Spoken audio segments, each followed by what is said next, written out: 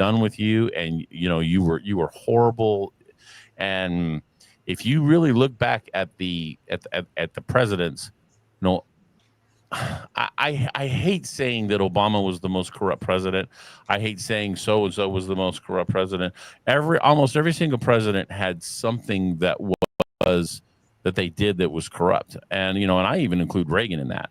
So the only two presidents going back to are the only two presidents that I really, I mean, not that I don't have any issues with them, but the two that I like the best are JFK and Trump. And I mean, every other one of them, I have serious issues with. Serious issues. Better throw Eisenhower in there. Laura would not like my take on her grandfather. Oh no, I bring it because this is why I came in, because I've been working with Eisenhower for a long time, including from the Galactic Realms when he was president, and the amount of negative, false disclosure narratives that have been piled upon this man. I have no bias. I have no reason to defend this person, because if he was dark, I would be exposing it, because in the very beginning, when I started to do conferences, I was exposing what I thought he might have gotten wrapped up in. In 1954, he invaded Dulce underground base to take out the Greys. He warned us in his final speech. He set up the White Hats, the Earth Alliance, Ike's Force, USMC Special Section. I had the whistleblowers, the SSP-20 backers, and the contactees, and everything that has come, on my path. And I was also raised in this family, and there's no Illuminati. The thing is, the unconditional surrender agreement in 1952 under Truman meant that we surrendered to the ICC, the Interplanetary Corporate Conglomerate, Draco Alliance, that originated in the 1930s, when we were ready to sell 90% of the population over to off-planet species that was supposed to reach fruition in 2014. So, okay, well, you're talking about things that I can't verify. I'm speaking about things that are done that can be visible on the record. What I'm trying to say is he had to work covertly with the help of Val Thor to set up these positive military units to begin to offset Dark Fleet and some of these other levels of the secret space programs. He ordered an invasion on Dulce. It wasn't successful. This was after Admiral Byrd. This is after Project Paperclip. This is after Unconditional Surrender Agreement. So on the surface, nobody's going to see. And so they laid the blame. Once the deep state and the three-letter organizations got their hooks into the United States governments, all he could do is work covertly and with the help of Val Thor. So he warned us in his final speech. What we see on the surface, he didn't sign any treaties with the Greys. That's for certain. So I'm going by evidence. I'm going by skepticism, because I'm not just going to blindly believe anything. But at this point, and I've written a book about it, it's very evident and clear. And also being raised in this family, he was a farm boy. He went to West Point. It devastated his mother, Ida. There's no Illuminati, no bankster, no trust funds. Everybody in this family has worked their butts off. So he was briefed that a descendant would come in and complete his legacy and do what he was not able to do. So I don't care if people like Eisenhower or not, because the truth is going to stand. The thing is, right now, is the control matrix grid that was implanted in the planetary grid network has been dismantled. So right now we're dealing with, almost like if you pull a plant out of the ground, we're dealing with a system now that has no root system anymore. So now it's literally starving because it doesn't have roots to nourish it. And it's dying out because the parasitic aspect of it, that was this overlay artificial construct, has now been corrected. So everything that we're seeing is like something that is dying, but it's still trying to keep up the theater, because that's all it knows how to do. But it doesn't realize that its life force has been cut off, because the harvesting and siphoning technologies have been dismantled. But the thing is, it's down to every individual to win the war on consciousness from within. So anybody can challenge me on Eisenhower. I got that one covered in this. No, Laura, I was going to tell you the Y-Files did an episode on Ike's visit to the military base in Palm Springs yesterday, and I'd really like you to watch it and get your comments on what you think they got right and what you think. MJ12 and the three-letter organizations and a lot of these proposed meetings. After the unconditional surrender agreement in 1952, there was 30 levels of top secret above the president.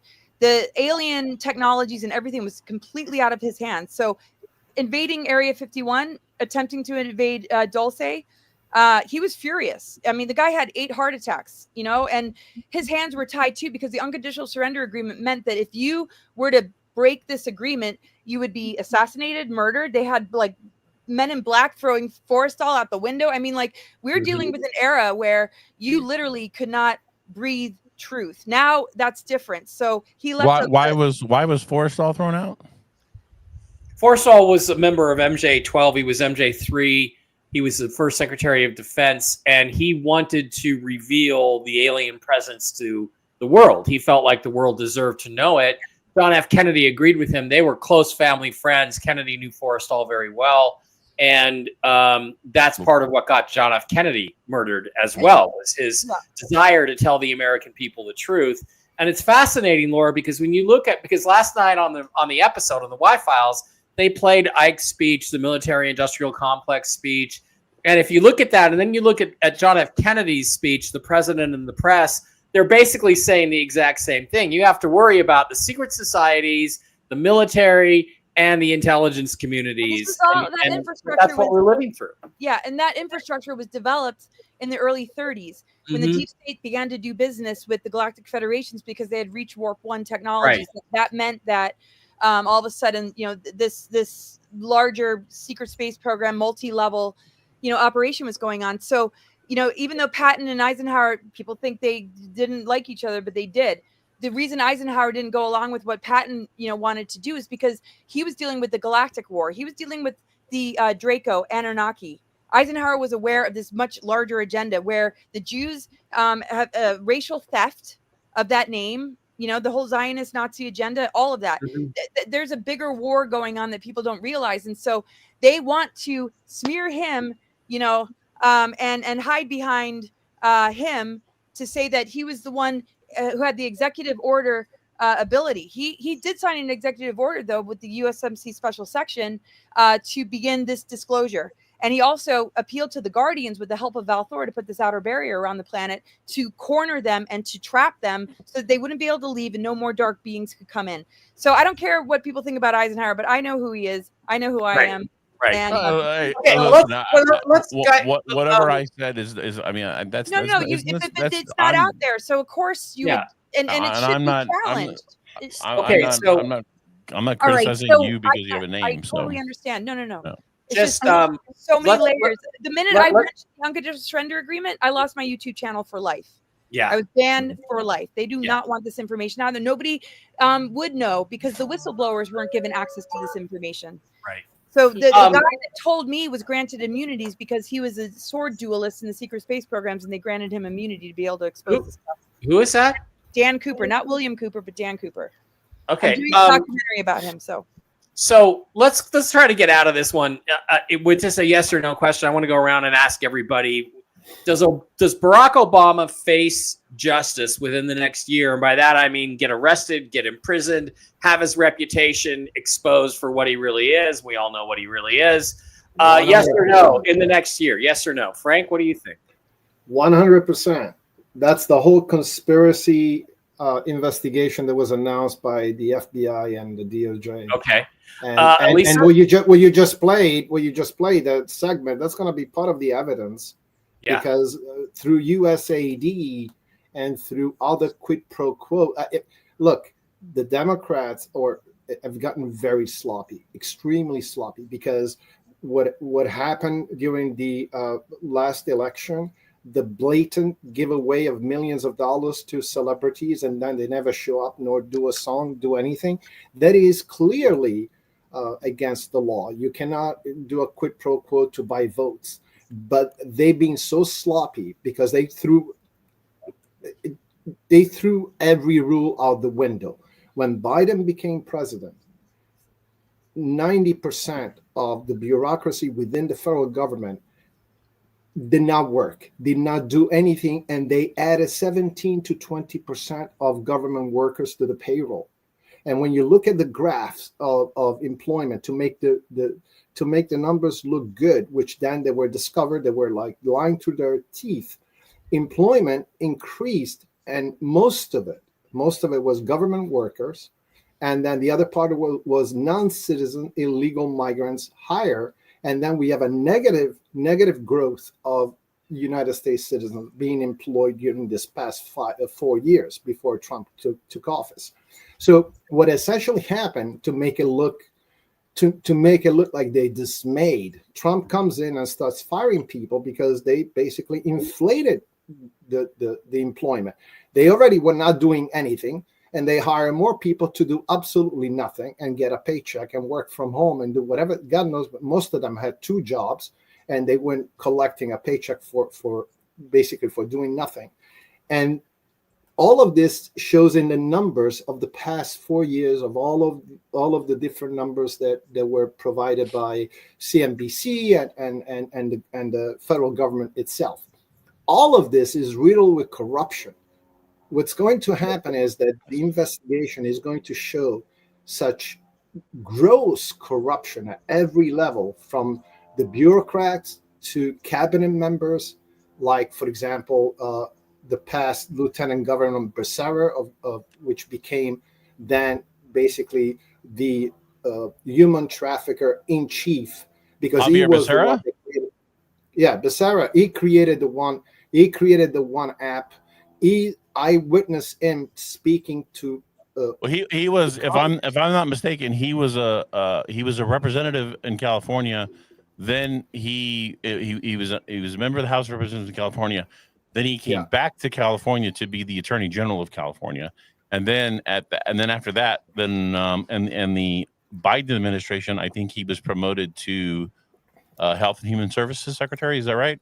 Yes, and he was the one that created the one app, and he's the one on the record. There's videos of him saying, we need to speed it up. We need to make this an assembly line on migration. We need to go faster. And the one app became the number one, basically, part of the underground cartels and all kinds of criminal heads that use the one app to move children and millions of people across the border. When all of this is tied up, all of this connection are tied up, you're going to have one of the largest conspiracy to defraud the federal government and to defraud the money and the assets and the value of the federal government and its people, us, the citizens of America.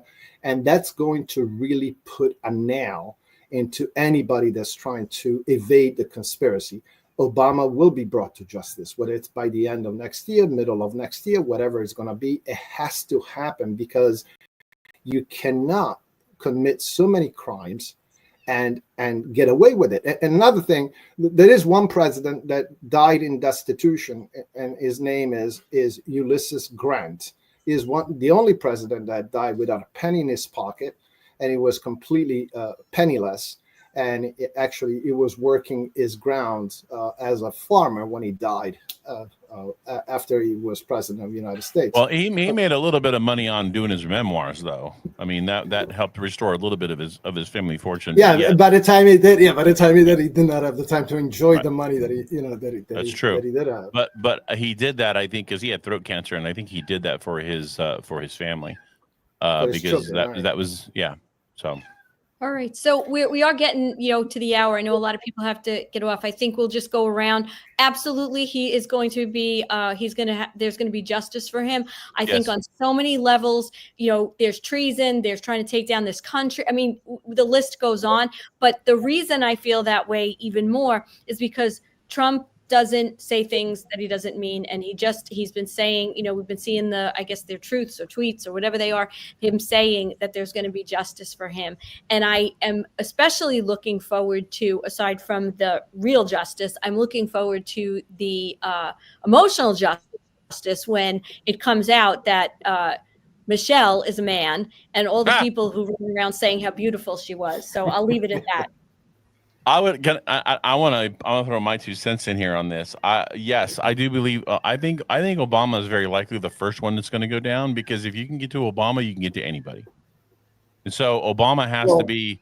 And they already set the precedent by arresting Trump, so they can't say you can't do this, right? Right. 100%. And see, now I don't know how you all feel, but I actually think that him losing the election in 2020 was deliberate. That you had to have the disparity between the economy that he created between 16 and 20 to the time, or 17 and 21 more accurately, to the time when Biden comes in. And I think that was a kind of a soft controlled, but anyway, whatever, that's neither here nor there. At the end of the day, if you look at what happened under Biden and saw everything collapse, that only solidified more support for Trump. And I absolutely believe that Obama has to go down, because if he doesn't go down, then, like you said, everybody's so damn cynical right now. It's just, I don't know. I have a difficult time even going on social media right now, because the cynicism is just, it's so thick. Oh, nothing is going to happen. Well, there's a lot of noise. There's a lot of noise because you have all of these people that used to be, or they still claim they are supporters of Trump, and they are bashing because of the Epstein files, which I think it's naive. And I think it's by design, which is bringing to the surface even more people that you may think, hey, they were part of a bigger picture. They were really not MAGAs. They really don't care about America. They're just being placed into those spaces to give us, to bring people to something and then push it away. That's what he looks to me. I keep saying the same thing over and over. I only look up to one person only, and that is Donald J. Trump, and that's all I care. And I take my news directly from him. If everything disagree with what he says, I still believe he is the one that's right. Everybody else is wrong, because I learned to respect that man, and that man is Donald Trump. And Frank, I don't, it doesn't matter what anybody says. But unfortunately, there's people within the MAGA movement that they go, oh, yeah, Trump is an asshole. He's not doing this. He's not doing that. And I think that's so naive to do that. But I think many of them are doing it because they're getting paid. Yeah. Can I inject something in there real quick? Because I know we're on a time crunch. I do agree with you, but I also don't necessarily. But I don't agree in a certain sense, because I don't pay attention to what he says. I pay more attention to what he does. And a lot of things that he does is he says things for effect to get people to react emotionally. For example, with the Epstein thing, everybody in their nobody on the left ever give a shit about Epstein until and in fact, they wanted it to go away until Elon Musk says, oh, well, Trump's in on the Epstein files. And now the whole freaking left wants him to release the files. And it reminds me of a quote in the movie G.I. Jane, when she goes into the CEO's office because she's being treated differently as a woman. She's like, look, you got to treat me different, treat me the same so that I can earn their respect.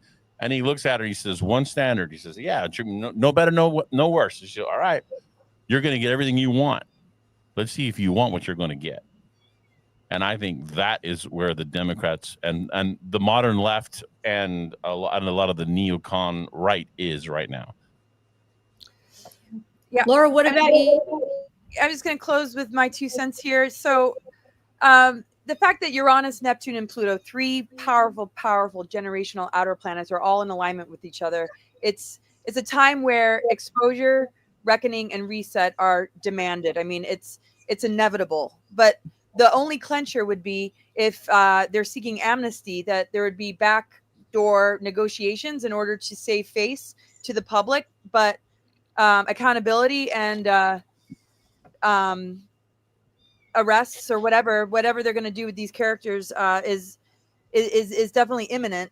It's just what we hear might be different than what's actually happening behind the scenes, because they are seeking amnesty, and there's a lot waking up within all of this that are either rerouting or people that have been blackmailed, that have been recorded doing nefarious activity under some sort of spell, would have to come clean for the people to have a certain level of compassion, because as we know with like Diddy and some of those victims, they're so disassociated, they don't even know what they're doing. They're doing things that a human soul wouldn't even know to do, only a demon. So we have to have that larger conversation to help assist souls that have been captured, hijacked, and used and possessed, in order to really see who's left standing. I think that's true. I think that's absolutely true. And I think a lot of people are, even if they committed an act one time, they're compromised. and they may never have committed another act, but they still have that blackmail material being held over them. And I think there's going to be a lot of people who will get, they will make deals because at the end of the day, I did an interview with Jim Willey a couple weeks ago, and he said, would you rather have your country back and have none of these people face justice, or have or lose your country and get all the people that you want to have justice face justice? And I said, well, that's an easy choice for me. I'll take my country and then let them skate. But I don't think that's necessarily going to happen. But I think there may be, people need to be prepared for this. There may be some people that you want to see justice who don't see justice, or you don't have the appearance of justice being had at the on the surface level. So because they're actually going to turn state's evidence against some of these other people. So how it turns out, who knows? But I think the big people, we are definitely going to see them go down. Guys like Obama and people like that. Yeah. So I know that I'd be remiss if I didn't talk right now and give a plug to Mel's documentary that we've all been working on, Dear Mr. President. I don't know, Mike, are we able to queue up the trailer? I'm not sure what everybody's timeline is. I'd love to get it in. I don't think you put it in the email you sent me. No, I can send it right now. Yeah, because we let's see. I'll get that for you and get that just so that we've got it on this for anybody who watches the replay of it. Here we go. And all righty. You should have it in a minute.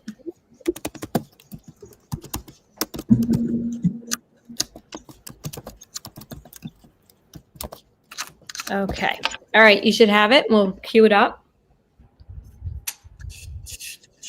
Just waiting. It's an email, right? Yes. Yeah.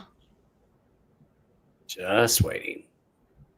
And of course, anybody out there who, we're still looking for help. Anybody who knows some small mom and pop patriotic theaters that may want to do a screening of this, where, we're looking at this month to get as much support as possible to show this movie. Okay, ready to roll. All right, cool. Got it. Get it up there. Okay. All right.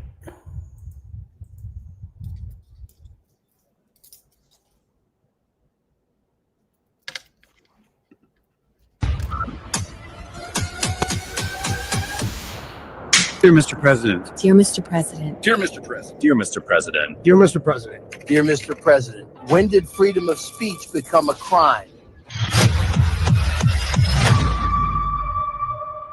In the land of the free, voices are vanishing, opinions are policed, truth is under fire.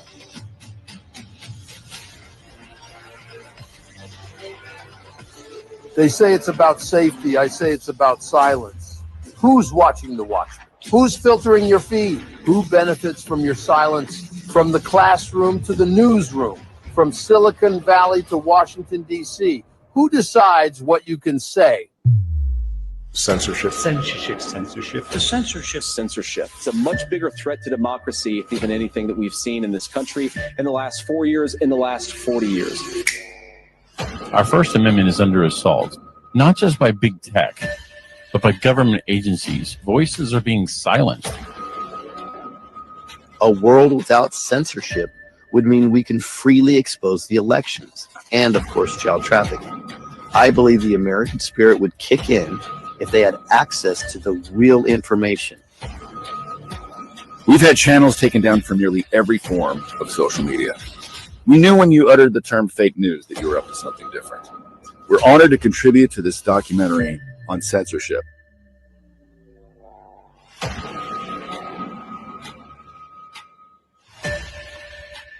I have only one thing to ask. I just only want to see some accountability from somebody. Just pull that pin and throw that grenade already, buddy.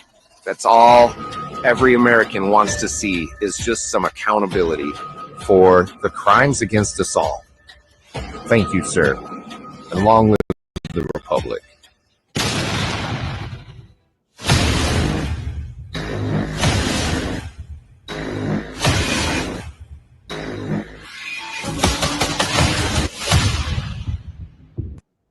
Okay. Thanks, Mike. Yeah. All right, everybody. Remember, will. it's dearmrpresident.net. Share it, spread it around. And like I said, just contact me if you have, I know a couple of people put some things in the chat. So thank you very much for some possible theaters. Any last comments? I'm good. No, Good to just see you all. nice to No, meet another you, stimulating Ron and Frank. conversation. Laura, go watch The only that Wi-Fi comment- the- episode and let me know what you think. The only comment I have, I want to leave Mike and Ron with it, and Laura, you, Alicia, is that when I plugged all the information that I know into an AI in regards to the transition of the financial, it gave me that things may start to happen once it hits or passes, once gold hits or passes $5,500. Which I don't think we are too far away from it, right? Because we have $3,400 right now, roughly.